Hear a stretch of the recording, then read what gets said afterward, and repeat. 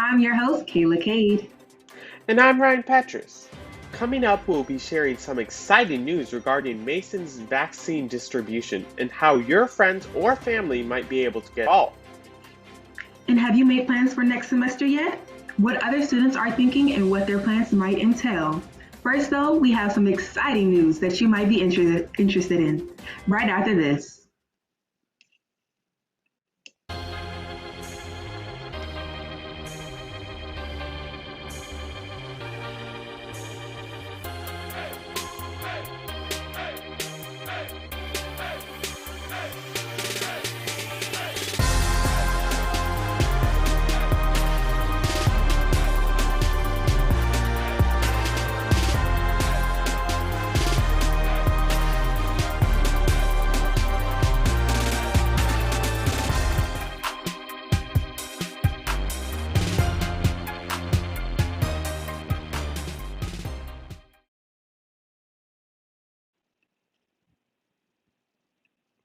Tomorrow from 8 to 10 p.m., Student Access and Equity is hosting a First Gen Film Festival. This event will be on Merton Lawn, where students will have the opportunity to watch a movie under the stars. Each ticket reserves one spot and you will need to bring your own blanket. Masks will be required at all times and registration can be found on Mason 360. Are you feeling stressed out about your upcoming finals?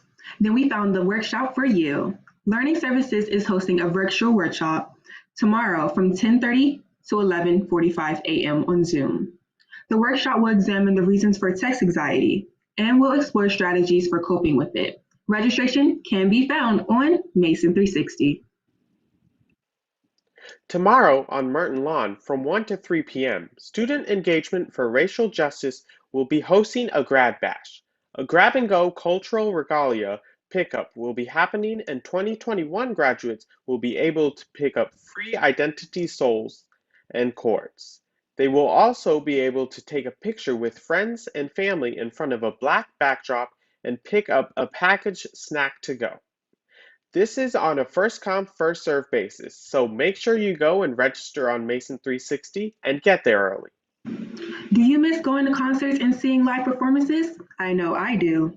Mason has collaborated with Longwood University, VCU, and JMU to bring you a virtual concert featuring artists Rico Nasty, Olivia O'Brien, and the band Camino. The concert will be from 8 to 10:30 p.m. and the virtual doors will open at 7:45 p.m. For more information and registration, head over onto Mason 360. Tomorrow from 3 to 4 p.m., Sky at GMU is hosting a virtual event called The Art of Mindfulness, a virtual event where students can paint and learn more about mindfulness, as well as share their thoughts about it. A supplies list and registration can be both found on Mason 360. We'll now turn it over to Stone Mueller.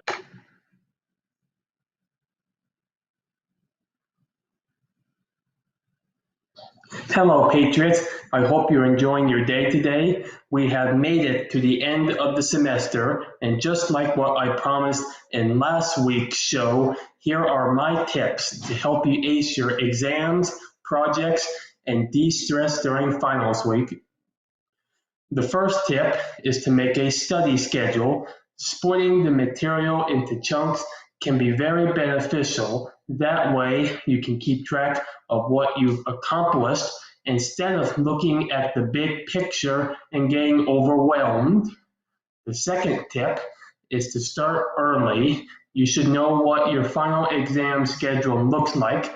If you start ahead of schedule, you won't have to cram a lot of study material the night before an exam, and you will most likely perform better on the exam. The third tip is to take breaks. You won't be able to memorize or comprehend all the material at once. Ensure that you reward learning with breaks to recharge and relax. An example is to take a break for 10 minutes every 45 to 60 minutes of study time. The fourth tip is to create a study group session. Whether if it's in person or virtually, it can be helpful to study in groups as it is easier to understand when multiple people are thinking about the same material. The fifth tip is to stay well rested. Getting a good night's sleep can help you perform on exams and projects. You should aim for at least 8 hours of sleep if you're looking to maximize your performances on exams and projects. And the sixth and final tip I have for you is to take time to do the activities you enjoy, whether that is playing a sport or a game, hanging out with friends, or going for a walk in the park. Leaving time to do the activities that you enjoy will help you feel relaxed and ready to take on any exam that comes your way. That's all for me, Patriots. We have made it to the end of the semester and the school year. I hope you have enjoyed all the tips and activities that I have provided for you this semester. Good luck on all of your exams and projects, and have a good summer. Back to you all. Thanks, Stone, for the tips. As students are looking towards graduation and planning for next semester, one tool that's often used is looking a little different this week. On Monday, DegreeWorks had a massive overhaul and was upgraded with a new interface with goals of enhancing functionality and becoming compliant with the Americans with Disabilities Act. While the new update was appreciated by some, the short outage caused worry for a few as the downtime occurred while many were prepping for registration. Along with this, the update has brought with it many complaints from students who feel functionality was taken away from the platform. One of the most common complaints is that information density was taken way down.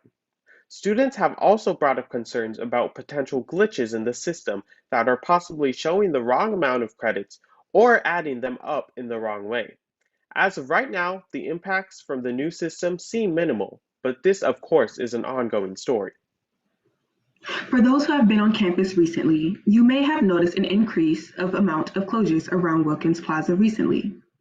This has all been due to the destruction of Robinson B. Well, Patriots, the good news is that part of Wilkins will be opening very soon. While the construction is not completed yet, the east side of the plaza will open to pedestrian traffic on Monday for the first time in over a year.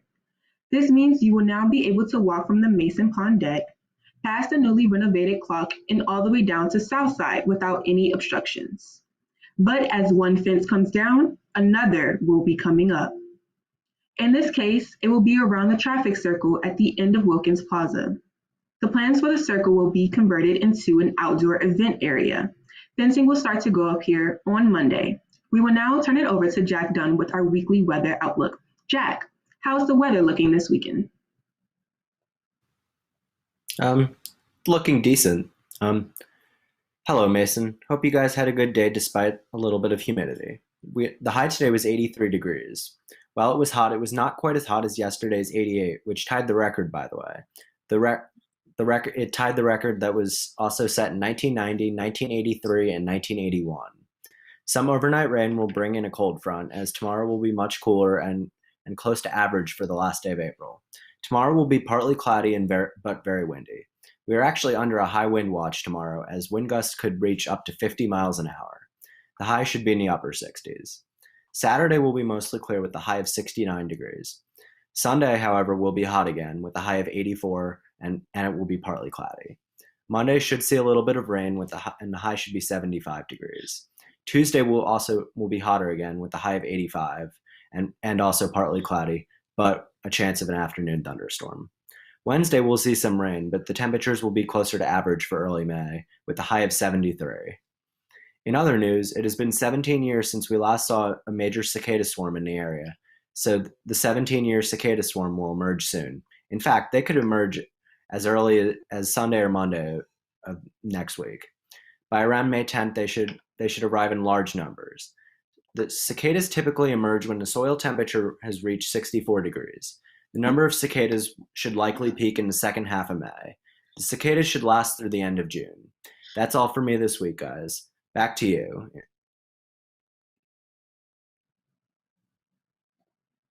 Thanks for the update, Jack. As registration is happening, one thing many people are asking themselves is what will next semester look like? Currently, the plan from the university is to return as much as possible to normalcy, but this does not mean all students are just as ready to come back. On the GMU subreddit, a poll was posted asking students if they plan on coming back to campus or remaining online for the fall 2021 semester. With over 150 people giving their answer, the results were striking.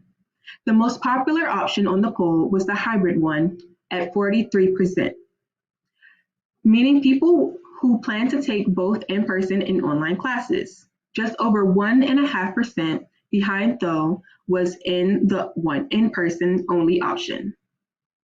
An incoming last place at just 15% was online only. One reason for this might be due to the much more limited availability of online sections for the coming semester.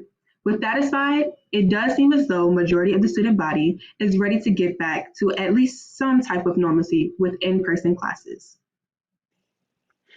Mason's COVID-19 vaccine distribution has been going strongly, with many students having already received the first dose by now.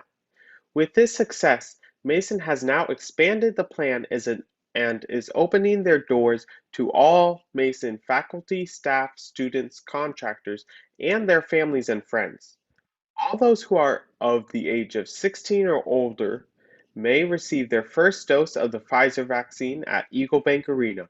The first appointments for friends and family will be starting tomorrow, Friday, April 30th. There are plenty of slots still open, so if you're older than 16 or 16 and have not received your first dose yet, make sure to go to the link below to claim your spot. We'll now be turning it over to Oscar Avelar for one last sports update for the semester. Oscar, how are our Patriots looking? Hello everyone and welcome to the Spring 21 semester conclusion of the Mason Sports Recap. As always, I'm Oscar Avelar. Let's get right into it. Men's volleyball swept NJIT last Thursday in 3 sets, but when going up against the one-seeded Penn State in the EIVA Championship Final, they fell in 4. Seniors Jack Reese and Hayden Wagner each had 15 kills in the game, while Sam Greenslade recorded a team-high 10 digs. Their efforts secured them the third set 32-30, and again, their efforts in the tournament also earned the trio spots in the all-tournament team. Their season ends with an overall 15-7 record for the 2021 season. Men's tennis competes in the A10 Championships this Friday against the 4-seeded Davidson Wildcats. The Patriots matched their highest seeding in school history at 5, matching the team from 2014. Men's tennis has unfortunately not had many chances to play, as they've only played 8 times this season due to cancellations, including their last 4 scheduled matchups. If Mason manages to beat Davidson at 9:30 on Friday, they could potentially meet the top-seeded VCU Rams next. Lacrosse fell short of a late comeback against Richmond as the Patriots fell short 15-18. Some positives of that game were junior Deanna Balsama's 6 goals, while seniors Christina Romano and Aaron Donahue combining for another 5 to inch closer to the Spiders in Richmond. With this loss, the Patriots end their 2021 season with a dismal 1-14 record, but there is much to look forward to and rebuild. Aaron Donahue earned all A10 second-team honors, while sophomores Chloe Reed and freshman Mason Donahue earned all rookie honors. Mason hosts the A10 Outdoor Track and Field Championships at George Mason Stadium this Saturday and Sunday. Make sure to tune in for a weekend full of events. That's going to do it for this Mason Sports Recap. It's been an honor and a privilege to be your host. Thank you, Mason Nation. I've been Oscar Avelar. Take care and goodbye.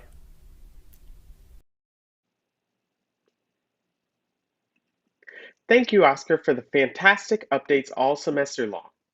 This week was the last week of classes, and final season is officially here. Cayla, how do you feel about your finals, and are you excited for the end of the semester? Ryan, I feel so excited to officially be done. Well, not necessarily officially. I just have one more assignment due tonight, and then I'll officially be done with the semester with all of my finals. And I think I did pretty well. Ryan, what about you? I am excited to end the semester. I feel like this semester has been longer than the last one. I don't know if I that's agree. just me or if I'm taking harder classes or whatever, but I'm ready for the semester to end. Do you think you're going to Yes. do anything over the summer? I'm hoping to go to Virginia Beach, but that probably won't be until August. And I'm also hoping to get a summer job. And Okay. what are your tips on finals since you might not have taken them yet? I say review as much content as you can. Yes. I agree. Yes. Definitely review a lot, use Blackboard, use that course content, everything, those lectures, those notes, all of it. And Yeah. with that, Mason, thank you for tuning in tonight, Patriots, for our final live episode of the semester. And for one last time, you can keep up with the news on and off campus if you follow us on Instagram at MCN on TV, on Twitter and Facebook at Mason Cable Network. And make sure to subscribe to our YouTube channel. I'm Cayla Cade. And I'm Ryan Petrus. Good luck with your finals, Patriots. Have a great summer, and don't forget to tune right back in next semester.